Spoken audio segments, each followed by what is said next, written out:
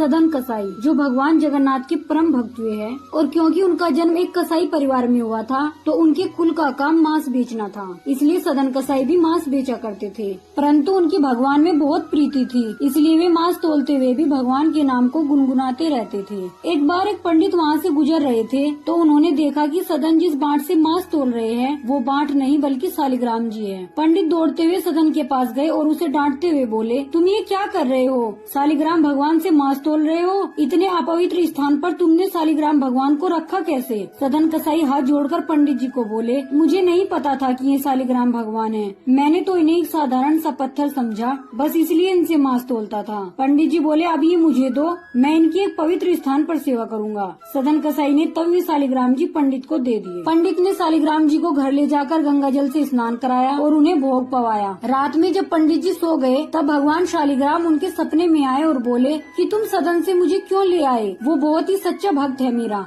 अब सुबह होते ही तुम मुझे उसी के पास छोड़ाना। पंडित जी सुबह होते ही शालिग्राम जी को लेकर सदन कसाई के पास गए और उसे सपने की सारी बात बताई। सदन कसाई ये सुनते ही रोने लगा और बोला, मेरे प्रभु कितने दयालु है, जो वे मुझ मांस बेचने वाले कसाई पर भी रीझ गए। अब मैं भी ये सब छोड़कर उनसे मिलने जाऊंगा। सदन कसाई ने उसी समय मांस बेचने का काम छोड़ दिया और भगवान जगन्नाथ के दर्शन करने के लिए पैदल ही वहाँ से चल दिए। जय जगन्नाथ। श्री सदन जी परिवार, कुल व्यापार सब कुछ छोड़कर जब जगन्नाथ जी के दर्शन करने जगन्नाथपुरी जा रहे थे तो उन्हें चलते चलते सुबह से शाम हो गई। सदन जी ने सोचा अब भिक्षा मांग लेते हैं और यहीं आज रात को कहीं विश्राम भी कर लूंगा, फिर सुबह होते ही जगन्नाथ जी के लिए यात्रा करूंगा। जब सदन जी ने भिक्षा के लिए एक घर में आवाज लगाई तो एक स्त्री भिक्षा देने के लिए आई। वह स्त्री सदन जी के रूप से आकर्षित होकर उन पर रीझ गई और बोली, प्रभु आप आज मेरे घर में ही भोजन करें और रात में विश्राम भी कृपा करके यहीं करे। श्री सदन जी बहुत भोले भाले भक्त थे, उन्होंने उस स्त्री की बात मान ली और वहीं भोजन करके रात्रि में विश्राम करने लगी। रात में जब उस स्त्री का पति सो गया तो वह स्त्री सदन जी के पास आई और बोली, मैं आपको देखकर काम वासना से पीड़ित हो चुकी हूँ, इसलिए आप मुझे स्वीकार कीजिए। सदन जी ने उससे कहा कि मैं तुझे स्वीकार नहीं कर सकता क्योंकि तेरा पति है। उस स्त्री ने इस बात का गलत अर्थ समझा, उसने समझा कि शायद मेरा पति है इसलिए ये मुझे स्वीकार नहीं कर रही,